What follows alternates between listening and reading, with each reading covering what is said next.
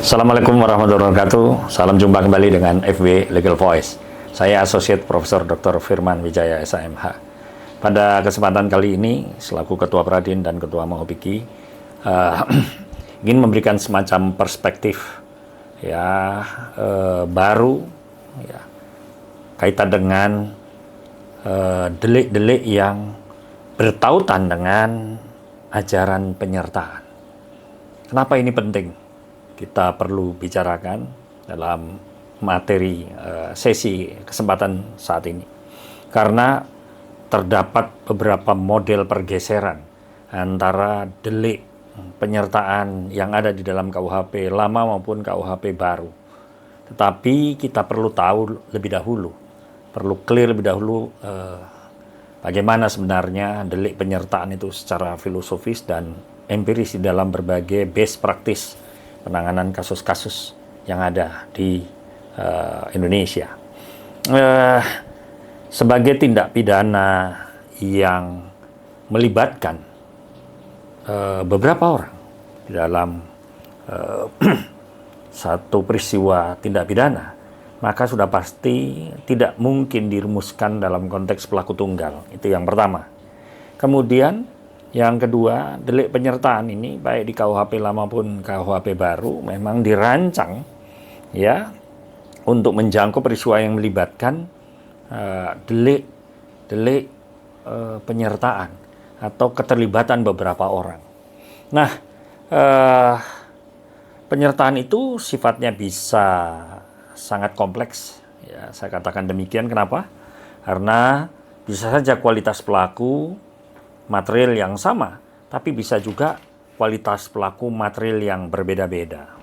Nah, ada beberapa teori yang cukup dikenal dan banyak diikuti oleh beberapa negara. Yang pertama, ajaran terkait dengan perbuatan fisik atau willingly body movement. Jadi, delik penyertaan tidak bisa dipisahkan dengan delik perbuatan. Yang pertama mensyaratkan adanya perbuatan fisik atau willingly body movement tadi, di mana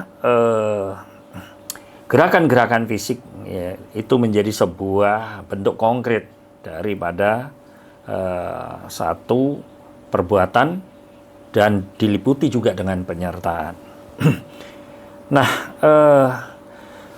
di dalam berbagai perumusan putusan hakim ketika menerapkan delik penyertaan di dalam KUHP kita yang lama, terbersit beberapa ajaran klasik yang terlihat, misalnya menyamakan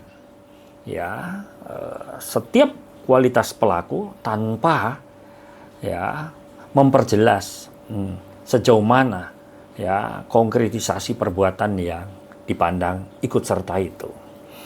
Nah, seringkali dalam beberapa putusan dalam best practice, praktek peradilan, sering dimaknai secara sama rata, antara perbuatan bersama-sama, turut melakukan, pelaku turut serta, yang dalam beberapa putusan hakim dipandang dalam satu tarikan nafas, tapi dalam beberapa putusan hakim yang lain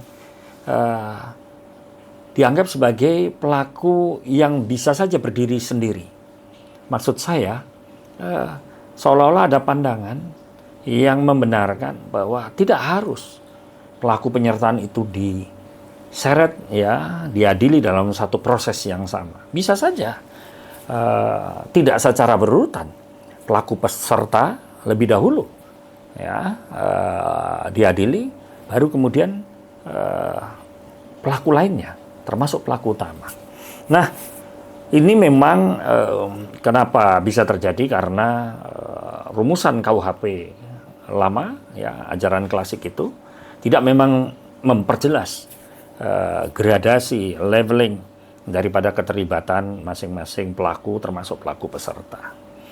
Nah, saya mencoba merumuskan antara perbuatan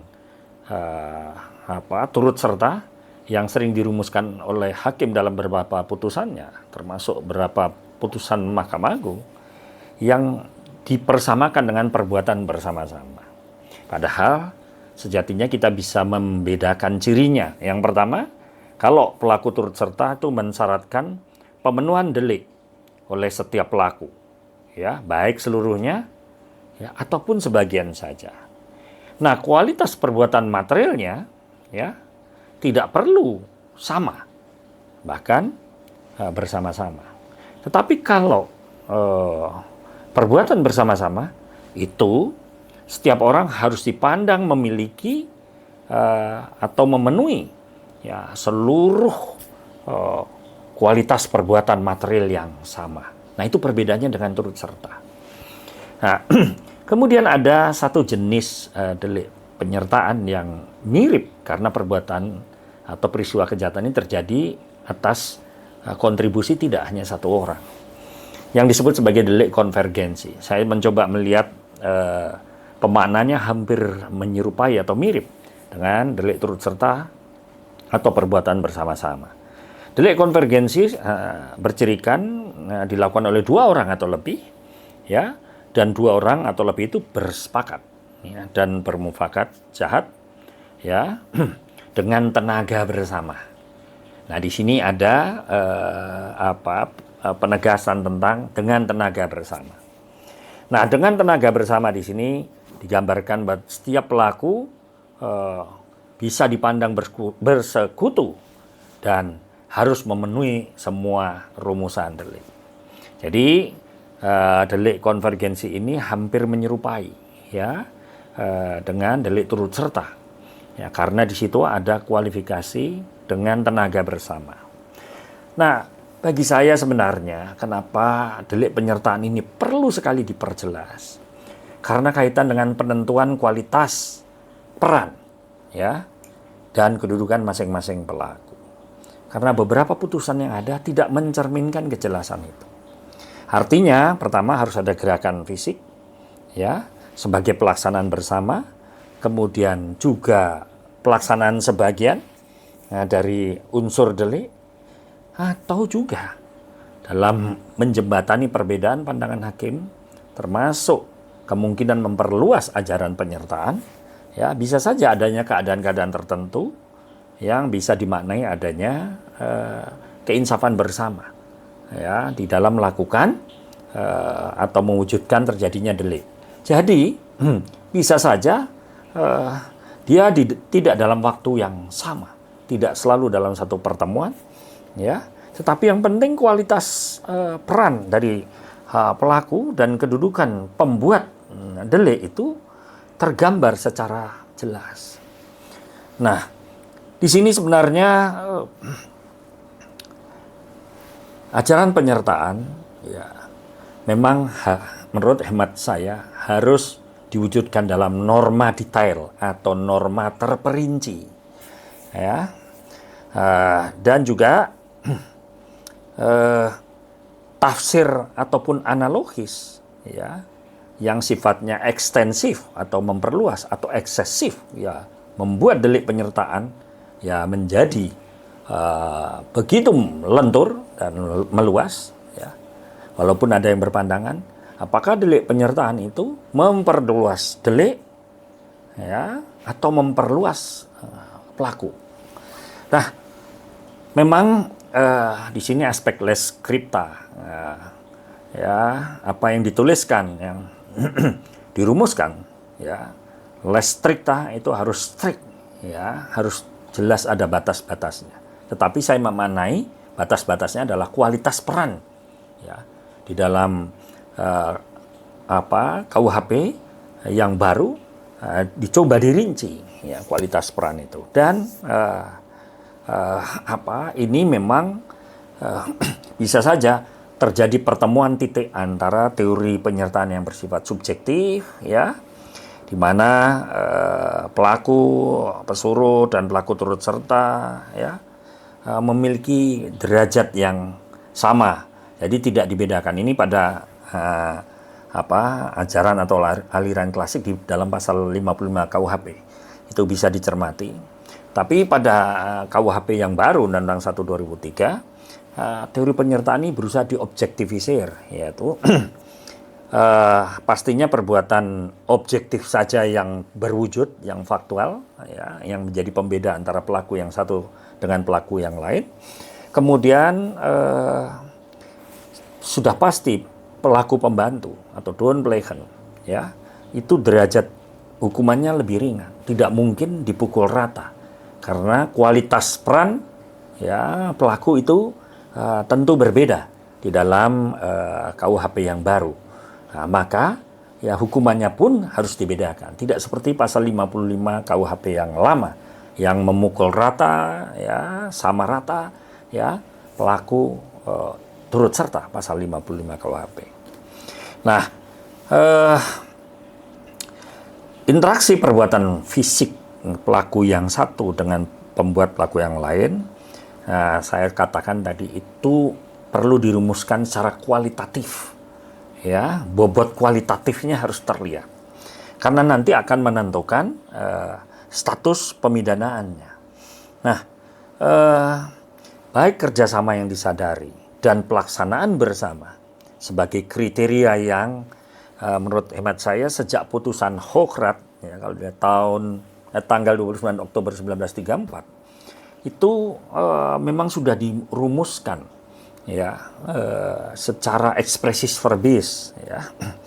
Walaupun ajaran monistis, ya, ajaran yang memisahkan antara maksud kami ajaran monistis, ajaran yang menyatukan perbuatan pidana dan pertanggungjawaban pidana, ya, berhadapan dengan ajaran dualistis, ya, yang memisahkan antara perbuatan pidana, ya, perbuatan faktual material dengan pertanggungjawaban, kemampuan pertanggungjawaban dari si pelaku. Nah, doktrin klasik dan modern, ya, ini pastinya akan menjadi refleksi, ya, delik penyertaan dari masa ke masa, ya, di mana ajaran pemisahan antara perbuatan pidana dan pertanggungjawaban pidana pada delik penyertaan atau perbuatan yang dari sudut pandang subjektif, monistis, ya, dengan sudut pandang yang objektif, ya, yang memisahkan antara perbuatan dan pertanggungjawaban pidana. Nah, norma adresat semacam ini, ya, baik subjek deliknya, ya, strafbarnya, perbuatan seperti apa yang tadi saya katakan kualitatif, ya, kemudian strafmartnya, ya, ini menjadi karakteristik di dalam pidana modern. Nah, di dalam, maksud saya di dalam Undang-Undang nomor 1 tahun 2003 KUHP yang baru. Sedikit catatan pandangan-pandangan tokoh yang menginspirasi, ya, ajaran-ajaran doktrin klasik menuju doktrin modern ini adalah H.L.A. Hart.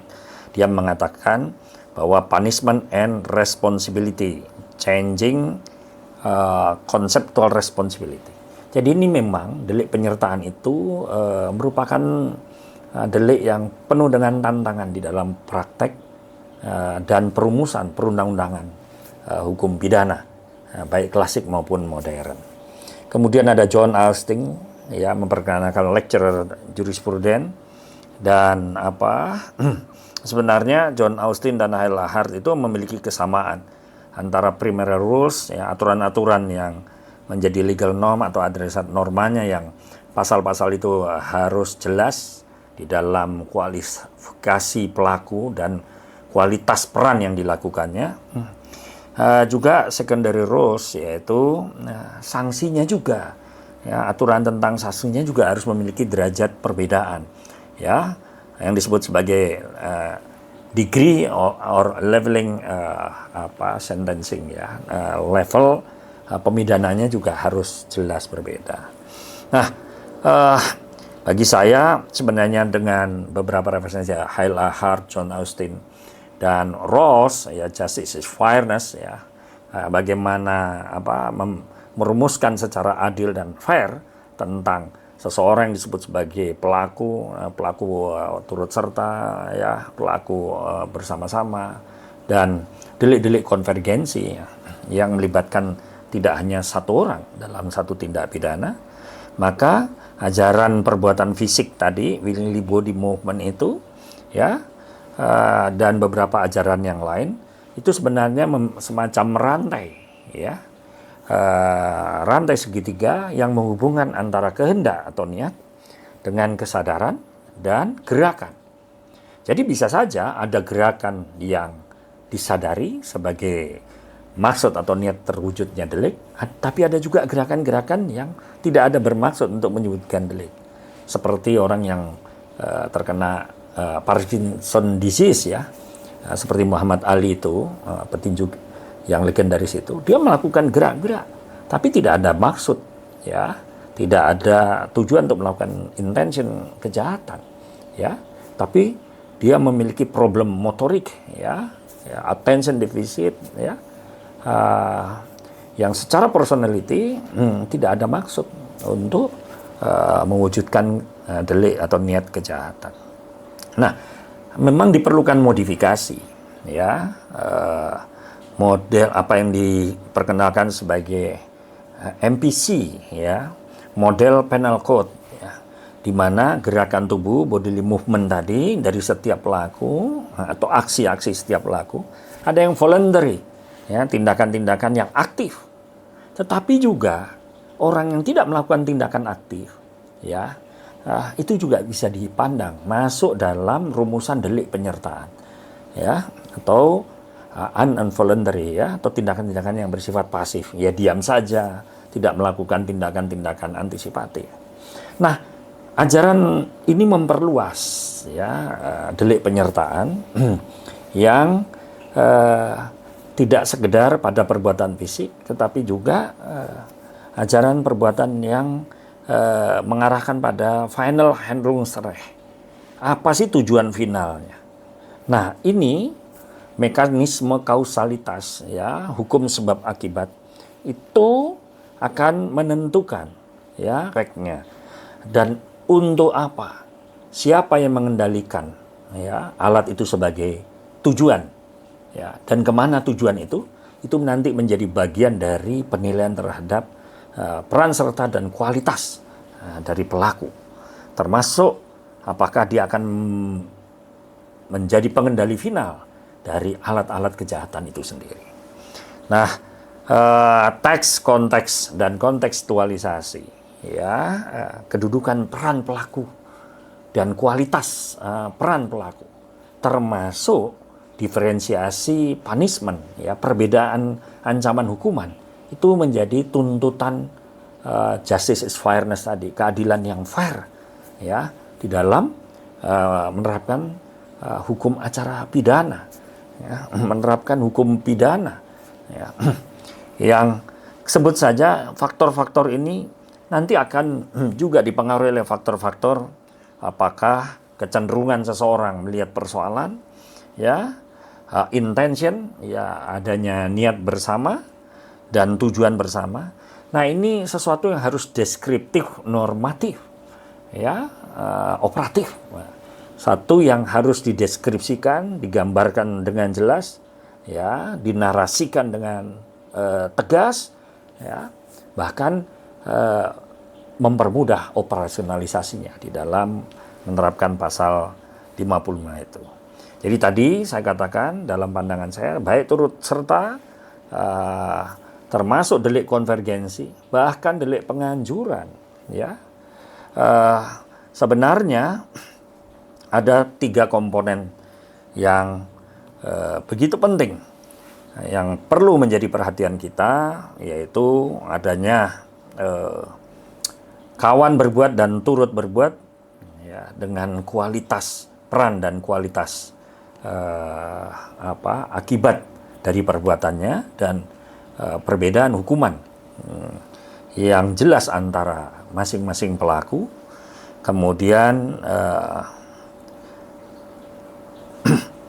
ini mudah-mudahan bisa menjadi praktek best practice, ya, best practice di dalam hukum pidana kita, yaitu kasus pembakaran gudang, ya, yang pada tahun 1934 pernah diputuskan, ya, apa yang disebut dengan Warmes-Brestig Arrest, ya, di sana oleh Hochrat pada tahun 1934. dikatakan kerjasama yang disadari itu yang sifatnya bewusster Zusammenwirkung dan pelaksanaan bersama itu yang disebut Gesamentliche Uitvoering, ya, harus memunculkan intensi yang jelas di antara para pelaku bahwa memang ada kesengajaan bekerja sama dan ada kesepakatan yang saling pengertian walaupun tidak selalu ada di dalam waktu dan tempat yang sama. Nah, bisa saja perbuatan yang satu dengan yang lain itu mendahului, bisa menyertai atau mengikuti terjadinya delik.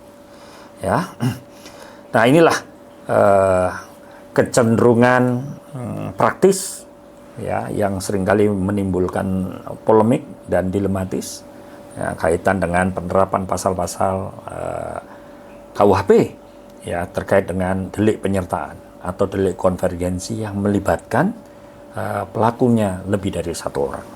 Mudah-mudahan ajaran KUHP modern ini yang kemudian juga merubah konsepsi pemikiran ajaran delik penyertaan klasik, bahkan pelibatan pelaku yang tidak dalam satu momentum waktu, ya, tidak dalam satu momentum perbuatan. Ada pelaku faktual, ada pelaku fungsional, ya. Secara konseptual dalam hukum pidana modern, Undang-Undang Nomor 1 Tahun 2023 ini sudah diadopsi. Mudah-mudahan menjadi pelajaran yang menarik sekaligus best practice bagi praktis hukum dan para pengamat hukum. Sekian kuliah delik penyertaan dan delik konvergensi. Ya, semoga bermanfaat untuk kita semua. Sampai jumpa. Salam LV Legal Voice. Assalamualaikum warahmatullahi wabarakatuh.